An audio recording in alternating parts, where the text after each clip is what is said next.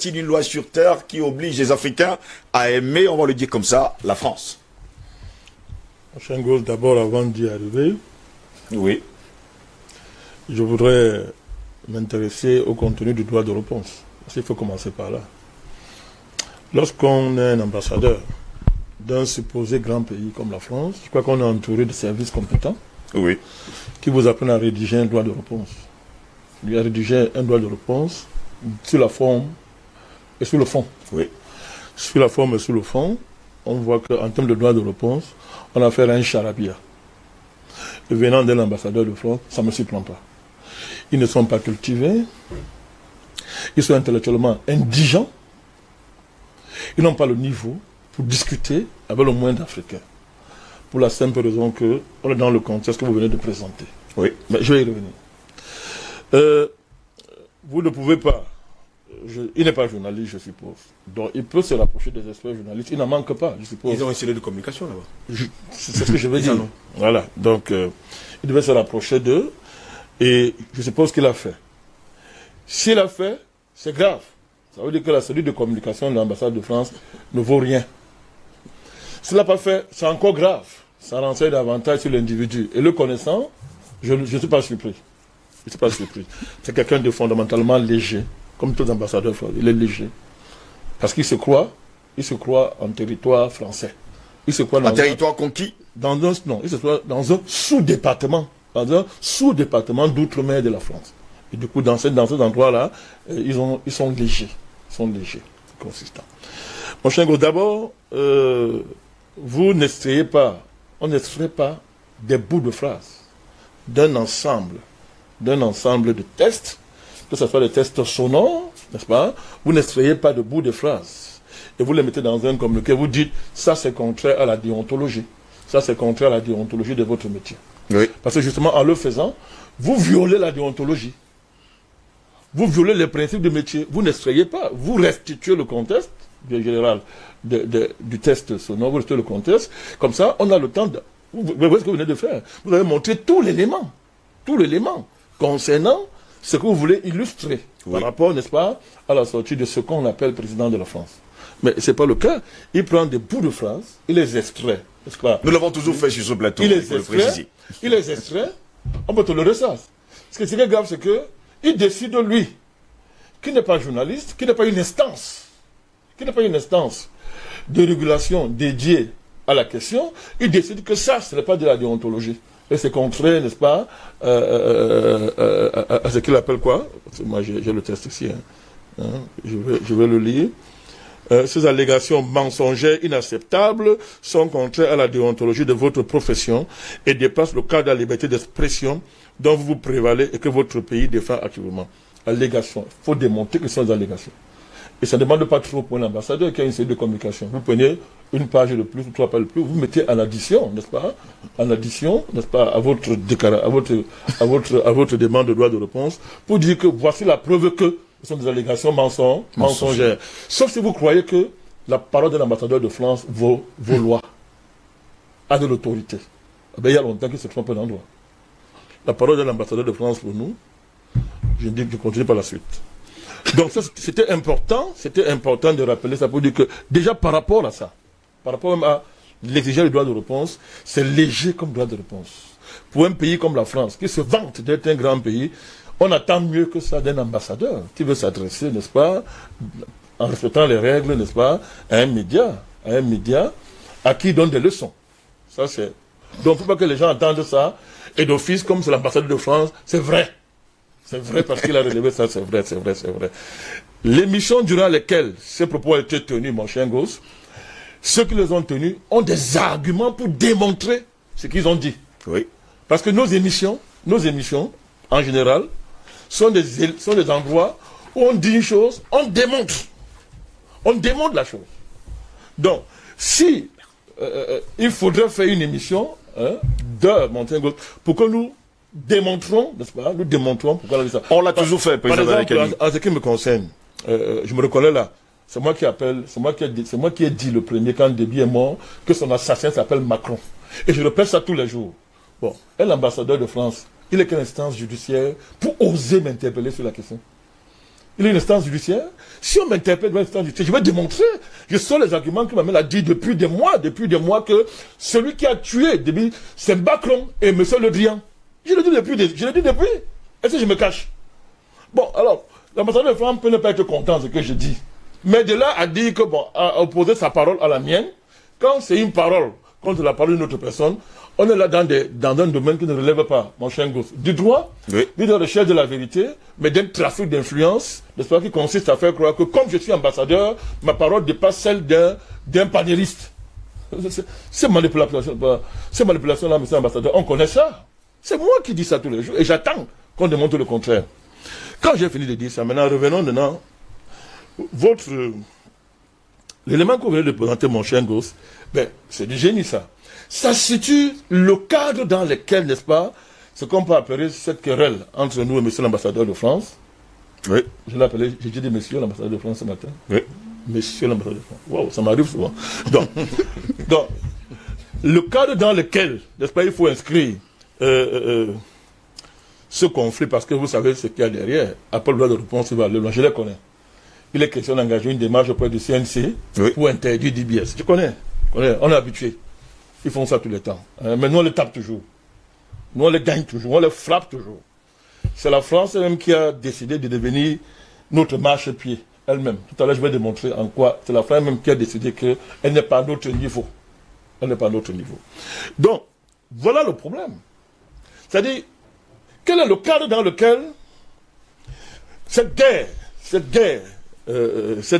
intellectuelle, médiatique, tout ce que vous voulez, se passe?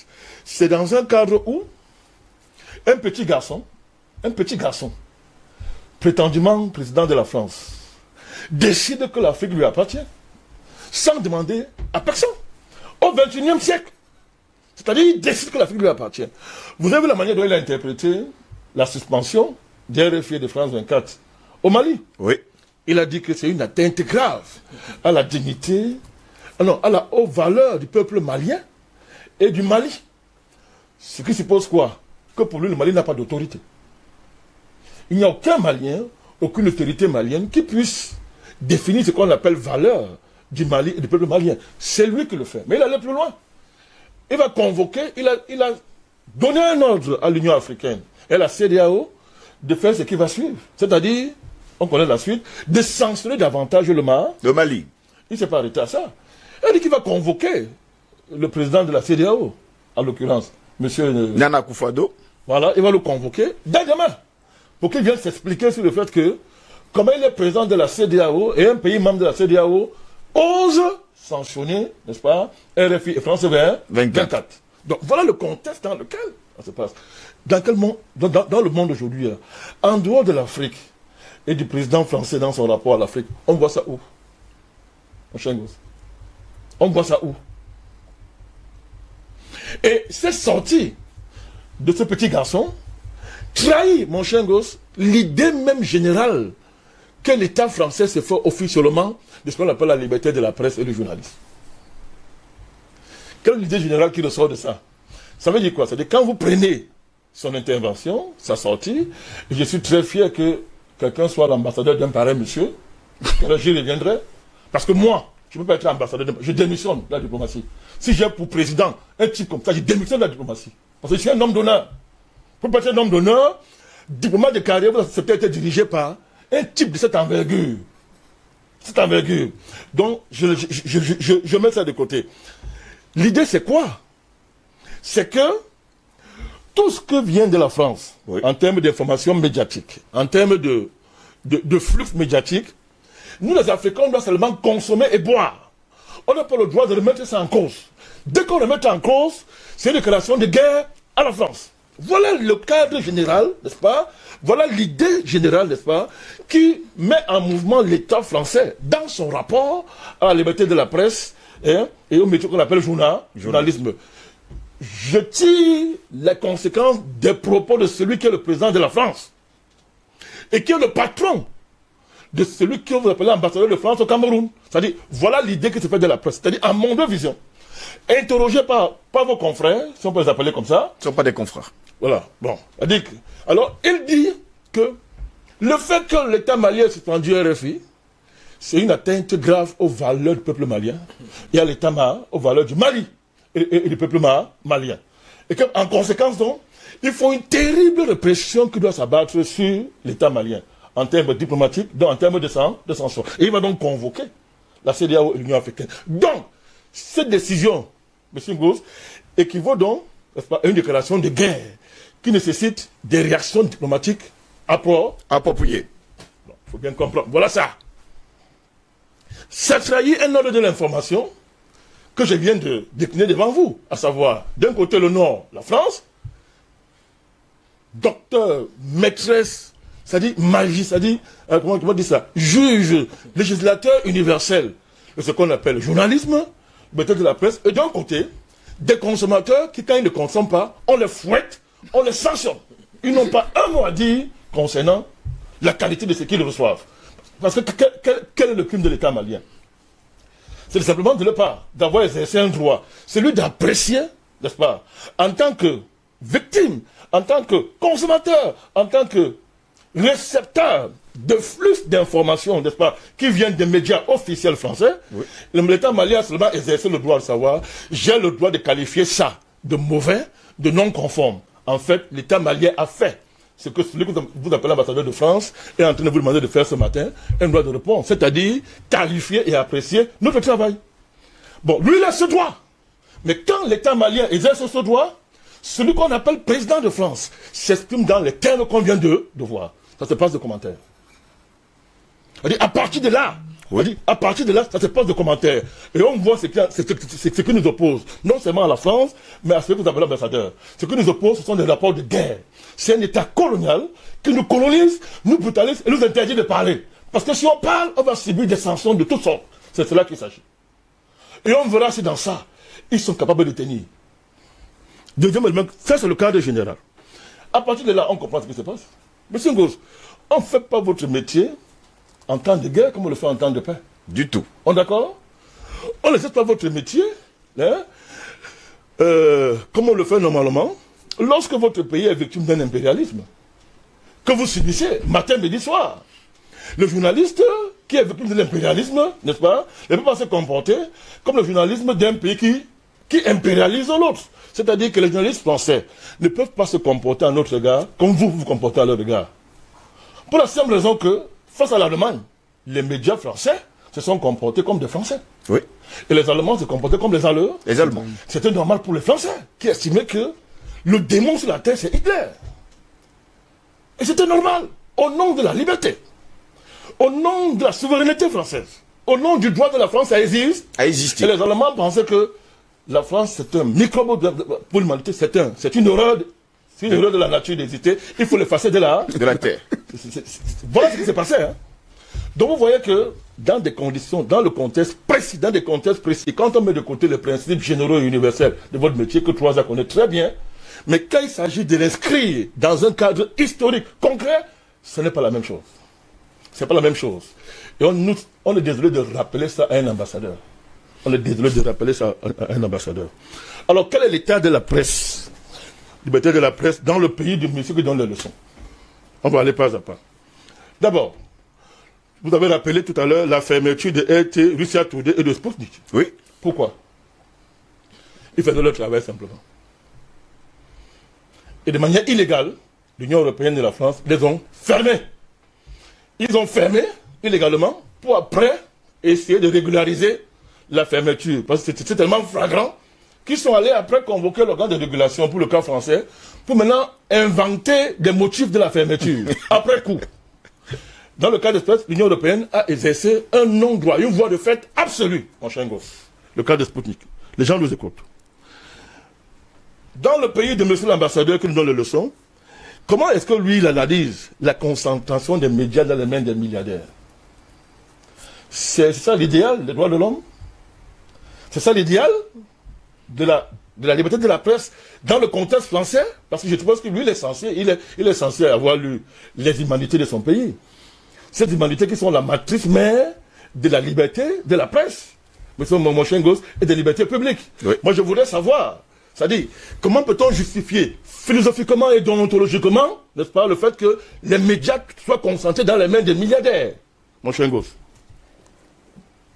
Comment peut-on analyser la couverture du coronavirus en France? C'était quoi? La liberté de la presse?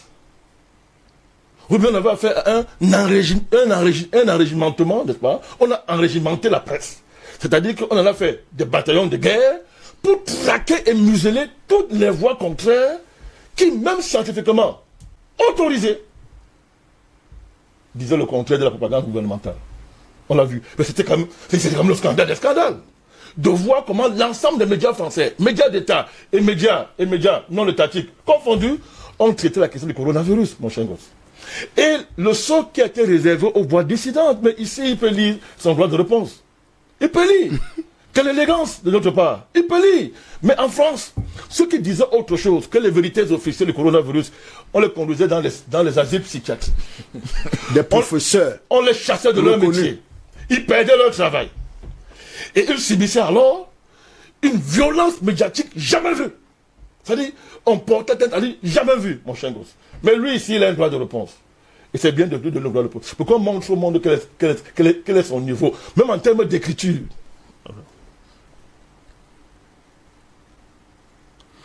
Donc, quand on voit donc l'ordre de l'information que la France promet en Afrique, est-ce qu'on peut dire que la France, et en particulier l'ambassadeur de France au Cameroun, comprend une seule chose à votre métier? Du tout. Il comprend. Qu'est-ce qu'il dit? Moi, la moindre virgule de mon métier, est-ce qu'il comprend ça? Maintenant, parlons de l'actualité ukrainienne. Mon cher gosse. Rapportons-nous à l'actualité ukrainienne. Donc, rapportons son droit de réponse à l'actualité ukrainienne. Parce que quand on est ressortissant d'un pays qui est le fils aîné de l'Église catholique, on connaît au moins, n'est-ce pas, une des vulgates, n'est-ce pas, des enseignements de l'Église catholique, qui s'appuient sur la Bible, qui se sont autorisés à dire que c'est leur livre. Oui. Que dit la Bible? Qu'avant de voir la paille qui est dans l'œil du voisin, il faut faire quoi? Enlève d'abord la poutre qui est dans ton œil. Entre la poutre et la paille, qu'est-ce qui est plus grand? Allez savoir. Hein? Entre la poutre, il faut enlever la poutre qui est dans ton. C'est pour ça que nous rapportons, n'est-ce pas, le droit de réponse au contexte même de la France et de la crise ukrainienne. Quel est le rapport des médias français, étatiques comme privés, à la Russie et à son président? N'a-t-on pas de façon solennelle demandé qu'on assassine Poutine dans les médias français? N'est-on pas dans les médias français tous les jours? On a organisé des débats. Non, vous êtes gentil. Je dis que c'est un appel au maître. Un maître public dans les médias. Avec David Pujadas. Pas une fois, pas dans un média. Dans plusieurs médias et de manière synchronisée. Monsieur Troisa. Mais il y a même plus grave. Ils ne sont pas arrêtés à ça. Des émissions sont consacrées pour démontrer que Poutine est mentalement fou. Il est fou. Qu'il est mentalement déréglé. Des docteurs sont convoqués pour venir démontrer ça de manière apparemment scientifique que Satan ne tient pas bien. Pendant ce temps, pour le président Poutine, on cherche encore. Mais il y a un grand malade universel que tout le monde voit. Et qui est l'ami du président français, M. Joe Biden. Non seulement il bave en public, mais il confond en public sa vice-présidente à son épouse. Il confond l'Ukraine à la Russie. Il confond l'Ukraine à l'Iran. C'est-à-dire que devant eux là, les mêmes médias là, ils cherchent à savoir si Poutine est malade. Mais devant eux, il y a quelqu'un qui manifeste ouvertement les signes de maladie et de sérénité. N'est-ce pas? Ils ne voient pas. Mais ça, c'est au nom de quel principe du journalisme? C'est-à-dire, ce type de discrimination dans le traitement de l'information, ça relève de quoi? Un niveau aussi élevé. C'est-à-dire que lui dit que l'on a dit que il faut qu'on a accusé la France d'avoir assassiné. Mais dans les médias français, on n'accuse pas. On demande d'assassiner pour Poutine. Qu'il faut le tuer. Que si on veut le sauver, si on veut que l'Europe soit sauvée, il faut tuer Poutine, mon cher gosse. Alors, comment les médias français, mon cher gosse, ont traité l'information lors de la guerre de l'OTAN en Yougoslavie? On va aller par ça. En Yougoslavie. Oui. Comment les médias occidentaux en général, et en particulier les médias français, ont traité l'information? Je vais vous donner un symbole grave. Reporters sans frontières, c'est une organisation qui répond du droit de quel pays? Français. Vous savez ce qu'ils ont fait lors de la guerre de Yougoslavie? Vous allez me le dire. Lorsque l'OTAN a bombardé un immeuble à Belgrade et a tué 17 journalistes, qu'est-ce qu'ils ont fait? Silence total. Ils ont reçu l'ordre de l'État français au nom de la solidarité avec l'OTAN, silence, c'est-à-dire des confrères, on tue, on met sur le paillasson la mort de 17 confrères, bombardés par l'OTAN, au nom d'un ordre reçu du sommet de l'État, pour préserver la solidité des liens entre la France et l'OTAN. Je parle au monsieur de l'ambassadeur. En Syrie, en Libye, en Côte d'Ivoire, au Mali, quel est le comportement des médias d'État français? Puisqu'il est question de savoir la culture médiatique d'un État. Quel est le comportement? Mais, mon chien gosse, vous me regardez, je pose la question. D'où vient le culot de ce monsieur pour oser faire un droit de réponse? Il est courageux. C'est vraiment un Français. Il est courageux. Parce que moi, si je vis dans un pays dont la pratique officielle en termes de journalisme, c'est ceci, mais je me cache. C'est-à-dire, je me tais, je ne parle pas pour ne pas aggraver les choses, je me tais. Mais avoir le courage de réagir sur ce qu'il appelle allégations. Alors que ici, ce ne sont pas des allégations, ce sont des faits établis. Il faut être français pour le faire. Il n'y a que la France pour le faire. Alors, en Côte d'Ivoire, au Mali, comment on traite l'information? Il y a plus grave. Les journalistes français, des médias publics français, aujourd'hui reçoivent Gbagbo. Cours après lui. Ils reçoivent sur le pouce. Comment les ont-ils traités hier? Et si on est cohérent, mon chien gosse, on peut avoir traité pour les cas cités de ces deux-là, de la sorte, comme ça a été fait en son temps, et avoir le courage de se mettre en face d'aujourd'hui et de les interviewer. Il n'y a que les Français pour le faire, comme le font les Américains aujourd'hui au Venezuela. Il n'y a que eux pour le faire. Et ça trahit la valeur, la consistance éthique et morale de ceux, n'est-ce pas, au nom de qui parle celui que vous appelez l'ambassadeur de France. Eh bien, il est fâché que l'on ait traité M. Macron d'assassin. Qui a traité M. Bachar d'assassin? C'est pas vous.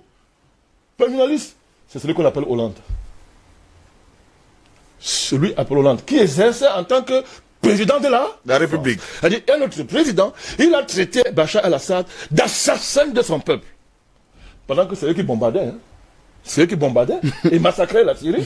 Lui, il a traité Assad d'assassin, mon chien gosse. Mais n'allons pas loin. Puisque l'ambassadeur veut qu'on descende à son niveau. On n'a jamais voulu faire ça. Qui nous a traité d'être stipendiés par la Russie? Qui a dit que nous avons pris l'argent, que nous prenons l'argent à la Russie pour développer le sentiment anti-français? Qui l'a dit? Macron. Ce n'est pas l'ambassadeur. C'est son patron. Lui-même, il l'a dit. Hein. Non, lui peut le dire, il ne veut pas grand-chose. Lui peut dire, c'est pas intéressant. Oui. Si l'ambassadeur de France parle de nous, c'est pas intéressant. C'est qui l'ambassadeur de France? C'est qui? Bon, vous le considérez. Moi, je n'ai aucune considération pour l'ambassadeur de France. C'est qui? C'est qui? C'est qui l'ambassadeur de France? Il n'y a qu'en Afrique, encore, où on considère quelqu'un qu'on appelle l'ambassadeur de France. Vous honorez les criminels qui pratiquent la criminocratie d'État et qui, à titre individuel, assument les pratiques criminelles de leur État. Vous voyez que moi, j'ai dit. Mais, si c'était lui, ça ne m'intéresserait pas. Mais c'est son patron, officiant comme président de la France, qui nous a calomniés à Mondovision. Diffamé, pas calomnié. Calomnié, diffamé à Mondovision. Sans apporter la moindre preuve.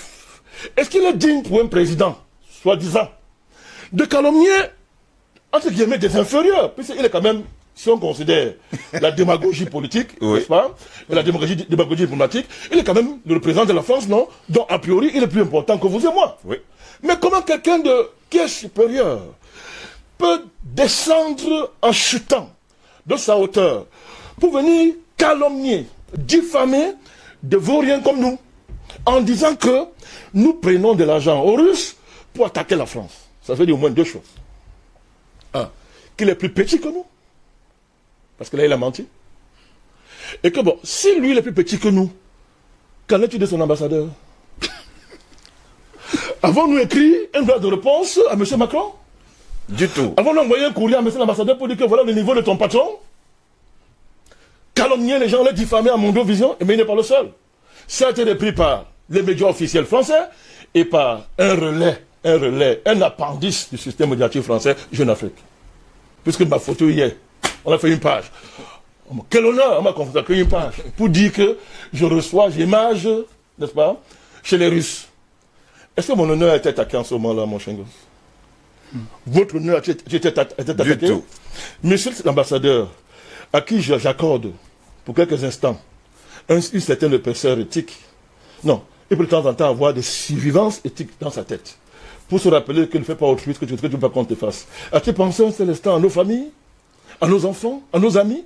As-tu dit un mot? C'est pour lui demander, c'est pas à son niveau.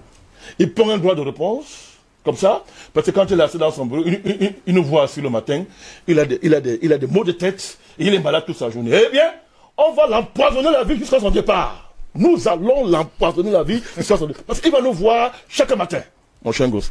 Alors, à propos du comportement des ambassadeurs au Cameroun, mon chien gosse. En tout cas, j'allais oublier. Récemment, l'ambassadeur de France en Côte d'Ivoire a dit quoi concernant les Africains?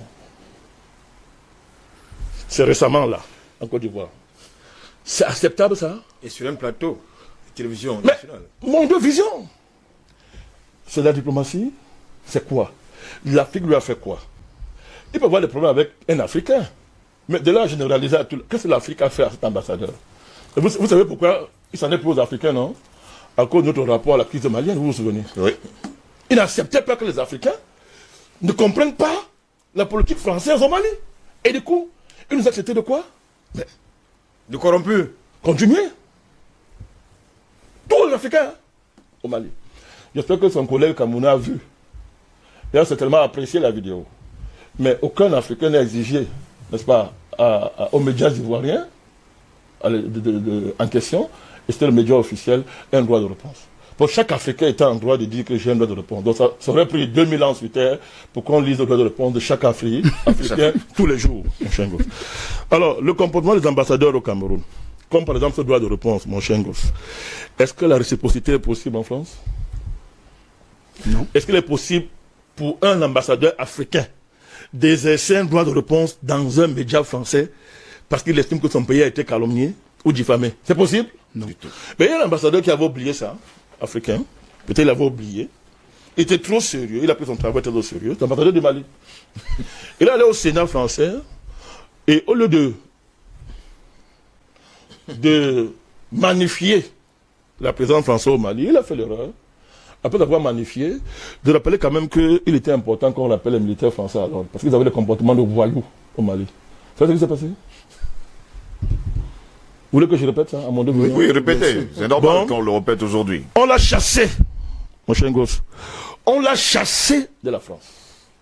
C'est-à-dire, on a dit au Mali, vous-même vous rédigez, vous allez dire, en fait, nous le chassons parce qu'il a dit ça, mais vous allez écrire que on l'a chassé parce qu'il est incompétent. C'est-à-dire, trouvez une autre raison. Mais chassez-le. On l'a chassé. Mais quand le Mali a fait la réciproque, c'est pas avec l'ambassadeur de France, qui outreflatrait ses fonctions au Mali, qui était le vrai président au Mali, qu'est-ce qui s'est passé? L'Union européenne est sortie. Le monde entier, le monde occidental est sorti pour être solidaire des ambassadeurs De France. Et quand nous qualifions donc, quand il dit que dans notre média, on a traité ton patron de premier raciste de France, qui est fou? Qui est fou? C'est lui ou bien c'est nous? Voilà la preuve évidente du racisme. Entre 1000 preuves, hein, il y a 1000 preuves. Voilà une preuve évidente que M. Macron, je le répète ce matin, c'est un petit raciste. Petit raciste. J'allais dire encore, petit crypto-nazi. Monsieur Goss, je suis en train de chuter. Qui a élevé... Non, j'ai bien un autre argument. Ici, chez nous, les ambassadeurs de France vont jusqu'à être anoblis traditionnellement devant les écrans télé. Et en culotte. Ok, c'est bien de préciser. Oui. La réciprocité est possible. Vous pouvez voir un ambassadeur africain devenu duc ou bien comte. Hein, n'est-ce pas? D'une ville de Paris à Paris. C'est-à-dire qu'il est en fonction et qu'on l'appelle. Vous avez vu ça? Les gens pensent, on va dire que c'est normal, que vraiment non, les chevaliers traditionnels sont libres de donner un titre à n'importe qui ils veulent. Je dis seulement que oui, parce que vous les Africains, vous êtes ce que vous êtes. Est-ce qu'en France, c'est possible? Donnez-moi l'exemple de l'ambassadeur africain en France qui a été anobli selon les rites traditionnels des Français. Vous en connaissez? Et lui, quand on le reçoit, il est content. Hein. Il dit que vraiment les Africains l'aiment trop. C'est pour ça qu'il montre ça à Monde Vision, pour montrer la solidité des relations entre la France et l'Afrique. Mon cher gosse, qui a élevé au niveau d'un héros universel le toxicomane de Kiev? C'est eux-mêmes. l'Occident en général et la France en particulier, n'est-ce pas? Oui. Bon, ok. Je vais vous donner les performances de ce héros universel en matière de liberté de la presse. En février 2021, il a fermé 7 chaînes de télévision en Ukraine. Je répète, le héros universel des Français, dont l'ambassadeur est si attaché à la déontologie, la liberté de la presse, a fermé, je dis bien, en février 2021, 7 chaînes de télévision en Ukraine. Vous avez entendu un seul mot dans les médias français? Du tout. Les fédérations de journalistes européens ont réagi, mais leur réaction est passée sous silence. Imaginez donc qu'au Cameroun, on ferme une seule chaîne de télévision. Et comme par hasard, on ferme la succursale locale de RFI. Qu'est-ce qui va se passer? Le monde entier en saura. Reporters sans frontières, Oui. le Quai d'Orsay vont sortir et nous rappeler la déontologie, n'est-ce pas? La déontologie. En la main, À la matière. Monsieur Zelensky, hein, je pense, fermer cette chaîne de télévision. Vous connaissez pourquoi? Non, il dit qu'ils ne sont pas, ils ne respectent pas le gouvernement. Deuxième motif, ils sont pro-russes. Cette chaîne, mettant en péril plus de 2000 emplois. Et c'est-à-dire, il est démontré que il a raconté n'importe quoi. En fait, ces gens-là, ces médias portaient les idéaux de l'opposition ukrainienne. Oui. Ceux qui s'opposaient à lui. Mon cher gosse. Et voilà donc des gens qui tous les jours nous rappellent les droits de l'opposition, mais qui en Ukraine sont subitement Silencieux. Ben, M. Gauche, je ne terminerai pas sans faire un clin d'œil quand même. Un clin d'œil quand même. Bon, je pense que Hitler était-il l'ami de la liberté de la presse? Hitler était l'ami des libertés de la presse? C'est vous l'expert à la question. Tout à l'heure, vous allez me dire ça. Bon, il se peut que Zelensky, le héros universel, c'est un crypto-néo-nazi, c'est-à-dire un nazi qui a honte de dire qu'il est nazi, mais dans la pratique, élève comme mouvement d'État des mouvements néo-nazis qui s'assument ouvertement comme... Quel est son meilleur ami? Quel est son meilleur ami? Vous me regardez? Son meilleur ami, c'est M. Macron. Et M. Macron est le patron de l'ambassadeur de France. Mon cher gosse. Je pense que l'ambassadeur de France s'est trompé. Il n'est pas digne de parler avec nous. Il s'est trompé. Pour parler avec les panafricanistes, il faut avoir un rapport sérieux à la liberté et à l'honneur. Tout à l'heure, je vous ai dit que moi, je ne peux pas travailler dans un gouvernement dirigé par un type comme Macron. Je suis diplomate d'un pays, ce type de président, je démissionne de la diplomatie. Vous comprenez, mon cher gosse? Vous ne pouvez pas défendre la liberté de la presse et d'expression quand vous-même vous n'êtes pas libre. Quand votre pays n'est pas libre. La France est libre. Pour que lui comprenne ce qu'on appelle la liberté d'expression, la France est libre. Il aime les journaux de son pays. Il lit les journaux, il suit les médias de son pays. Les scandales d'État qui s'accumulent sur M. Macron et qui sont étouffés par les médias français et qui parlent de ce que ce monsieur a vendu la France aux Américains et aux étrangers, qu'il a livré encore la France, n'est-ce pas, à l'oligarchie financière internationale. La lettre de 22 000 officiers de réserve français qui disent ouvertement dans le courrier que M. Macron est au service de l'oligarchie financière mondialiste et qu'il a vendu la France. Monsieur n'est pas au courant? Mais comment peut-il défendre la liberté de la presse alors que son pays n'est pas libre? Son pays est devenu l'esclave en tant que nation de petits Rothschild. Et que les Français sont des esclaves, encore, mon cher gosse, non seulement des financiers internationaux, mais de leurs hommes politiques esclaves qui maltraitent ce pays, la France. Comment un monsieur qui n'est pas à mesure de défendre son pays nous donne des leçons de liberté et par ricochet peut comprendre quelque chose à la liberté de la presse? Parce qu'il n'y a pas de liberté de presse dans un pays qui n'est pas libre. Pour rappeler ça à ces messieurs? Il y a un corollaire, c'est-à-dire organique, entre la liberté de la presse et la souveraineté nationale. C'est un pays libre, habité par des populations libres qui peuvent aspirer à une information libre. Mais comment un pays comme ça, la France, un État mort, colonial en plein 21e siècle, criminel, mais qui en plus lui-même exerce sa criminalité d'État, mon chien gosse, au service d'une oligarchie que personne n'a élue, que personne n'a voté. Mon chien gosse peut s'asseoir un matin et rêver qu'il a la hauteur des panélistes de DBS, qu'il a la hauteur d'un média comme LBS. Il s'est trompé. C'est un petit minable. Monsieur l'ambassadeur, je vous le dis à mon vision, vous êtes un minable. Ne vous donnez pas de la hauteur en faisant de réponse pour que sur DBS, on parle de